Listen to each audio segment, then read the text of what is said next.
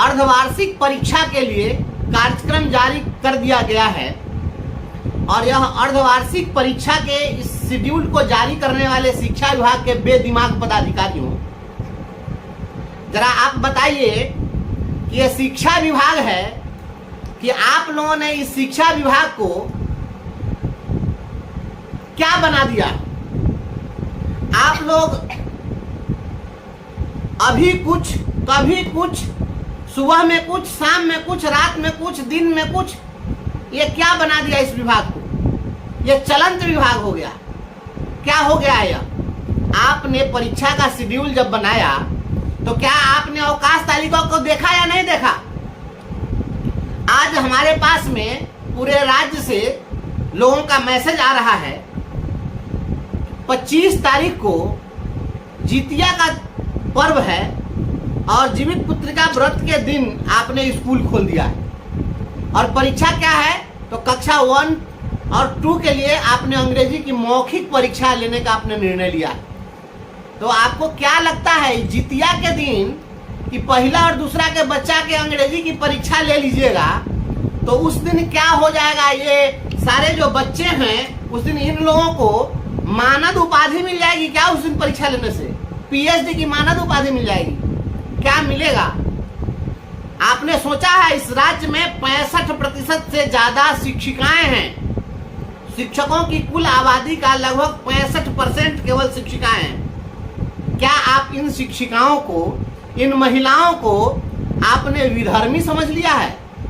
आप घोषित कर दीजिए कि शिक्षा विभाग में जो आएगा वह किसी धर्म को नहीं मानेगा, वह विधर्मी हो जाएगा। आज जो दक्षिण भारत वाले जो हमारे हाकिम हैं, इनकी माँ तो कभी जितिया इनके लिए की नहीं। आपकी माँ कभी की है जितिया? तो आपकी माँ जितिया नहीं की है तो आप क्या समझिएगा कि बिहार में जीवित पुत्रिका व्रत का महत्व क्या है? और सत्ता में बैठे हुए जो लोग हैं या प्रशासन में बैठे हुए जो लोग हैं जिनके पास अपनी संतानें नहीं हैं, जिनको अपने बीवी से पटरी नहीं है, जिसको अपने बच्चे के लिए दिल में थोड़ी भी जगह नहीं है, आपको पता है जीवित पुत्रिका व्रत का महत्व? यह बिहार की धरती है, यह सांस्कृतिक धरती है। यह जो धरती है ना, यह हजारों वर्ष पूर्व की जो परंपरा है, जो संस्कृति है, जो हमारे यहाँ पर्व त्योहार और उत्सव का की जो विरासत है, इसको सारे लोग आगे के लिए पहुंचा रहे हैं और कर रहे हैं। जीवित पुत्रिका व्रत के दिन कोई भी महिला, कोई भी जो पुत्रवती है, जिसके पास पुत्र है, वह कोई भी जो महिला है वह उस दिन मुंह में पानी का एक बूंद नहीं रखती हैं, निर्जला रहती हैं। यहाँ तक कि उस दिन जो है वह कोई चीज काटती तक नहीं है, किसी चीज को तोड़ती तक नहीं है। यह अपने पुत्र के प्रति वात्सल्य की भावना और अपने पुत्र के दीर्घायु के लिए यह व्रत करती हैं महिलाएं और निर्जला रहती हैं। उस दिन आप स्कूल में बुला लीजिएगा तो आपकी शिक्षा व्यवस्था में सुधार हो जाएगा। उस दिन आप ये जो महिला लोग व्रत करके जो जाएगी, भूखे प्यासे रहेगी, तो उस दिन आपके शिक्षा विभाग में आमूल चूल परिवर्तन हो जाएगा। हे विधाता, बख्श दीजिए इन महिलाओं को, इन स्त्रियों पर तरस खाइए। यत्र नार्यस्तु पूज्यन्ते रमन्ते तत्र देवता, जहाँ स्त्रियों का की पूजा होती है वहाँ देवताओं का वास होता है। और आप लोगों ने क्या कर दिया है? प्रताड़ना का दौर शुरू कर दिया है महिलाओं को। महिला आयोग को इस पर संज्ञान लेना चाहिए। मैं भारत सरकार के महिला आयोग और राज्य के महिला आयोग से मैं मांग करता हूं कि तुरंत इस पर संज्ञान लिया जाए। ये शिक्षा विभाग नहीं, नौटंकी विभाग बन गया है। और ये ड्रामा करना बंद करिए, महिलाओं के सम्मान के साथ खेलना बंद कीजिए। इनके परंपरा को, इनके पर्व त्योहार का, इस देश के अंदर में सभी लोगों को धार्मिक स्वतंत्रता का अधिकार है।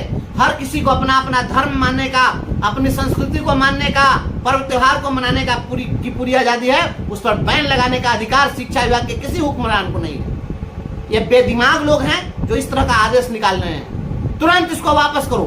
अगर वापस आप नहीं करेंगे, ये सारी महिलाएं आपको जवाब देंगे, हे माननीय मुख्यमंत्री जी, आपको केवल जीविका दीदी नजर आती हैं। अरे ये शिक्षिका लोग हैं, ये पढ़ी लिखी लोग हैं, इन लोगों से भी राखी बनवा लीजिए, इन लोग को भी दीदी बना लीजिए, चुनाव में बहुत काम आएंगी। हाय रे विधाता और हाय रे सुशासन की सरकार। आप जिस तरीके से शिक्षिकाओं को प्रताड़ित करना चाहते हैं, इसका पुरजोर प्रतिकार किया जाएगा। अविलंब मैं मांग करता हूं राज्य सरकार से और शिक्षा मंत्री आदरणीय सुनील बाबू, अरे आप तो गांव गरीब के लोग हैं, आप तो यहाँ के संस्कृति से विरासत से जुड़े हुए लोग हैं, आपकी माँ भी जितिया की होंगी, आप तो कम से कम इस पर संज्ञान लीजिए क्या हो रहा है यह। और ये जो ट्रेनिंग जो करा रहे हैं FLN की ट्रेनिंग, ये FLN की जो ट्रेनिंग है वह आप 16 तारीख को कर दिए, 17 तारीख को भी कर दिए। कहना दीजिए यहाँ के इस राज्य में जितना लोग है वो कह दीजिए सब भी धर्मी हो जाएगा, एक भी मास्टर जो है धर्म नहीं मानेगा। 16 तारीख को पता है हजरत मोहम्मद साहब का जन्मदिन है, जो इस्लाम धर्म के प्रॉफिट हैं, और इनके जन्मदिन को मनाने का अधिकार नहीं है इन लोगों को। आपने उस दिन ट्रेनिंग में बुला लिया इन लोगों को। 17 तारीख को आपने कह दिया कि ट्रेनिंग होगी और 17 तारीख का शेड्यूल आपने बना दिया है।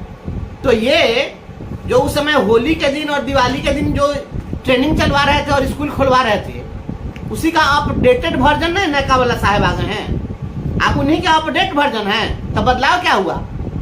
आप ये 17 तारीख को अनंत चतुर्दशी है, उसी दिन विश्वकर्मा पूजा है, तो उस दिन आप सारे लोगों को ट्रेनिंग दिला के प्रकांड पंडित बना दीजिएगा।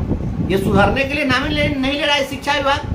ये शिक्षा विभाग के हे विधाता, हे परमपिता परमेश्वर, ये शिक्षा विभाग के पगला पदाधिकारी लोगों को सद्बुद्धि दीजिए कि लोगों को ज्ञान आ जाए। ये बर्बाद करने पर लगे हुए हैं शिक्षा विभाग को। ये शिक्षा विभाग में क्या हो रहा है? ये जानबूझकर पर्व त्योहार के दिन आप कभी ट्रेनिंग करा रहे हैं, कभी स्कूल खोल रहे हैं, कभी परीक्षा ले रहे हैं। मुख्यमंत्री जी संज्ञान लीजिए, नहीं तो 2025 का चुनाव जो है ना बहुत दिन नहीं है। और भड़काइए मत शिक्षकों को। शिक्षकों को भी अपना पर्व त्योहार मनाने का अधिकार है। ये पर्व त्योहार के दिन किसी भी प्रकार के प्रशिक्षण पर रोक लगाइए। ये हजरत मोहम्मद साहब का जन्मदिन हो, चाहे अनंत चतुर्दशी की छुट्टी हो, या विश्वकर्मा पूजा की छुट्टी हो, या 25 तारीख को जीवित पुत्रिका व्रत की छुट्टी हो, इस दिन किसी प्रकार का कोई प्रशिक्षण नहीं होना चाहिए और उस दिन किसी प्रकार की कोई परीक्षा नहीं होनी चाहिए। उस दिन छुट्टी है तो छुट्टी मिलनी चाहिए। और नहीं अगर आप छुट्टी दीजिएगा तो अवकाश तालिका जो है दारू पी के बनाते, गांजा पी के बनाते, काहे के लिए बनाया था अवकाश तालिका?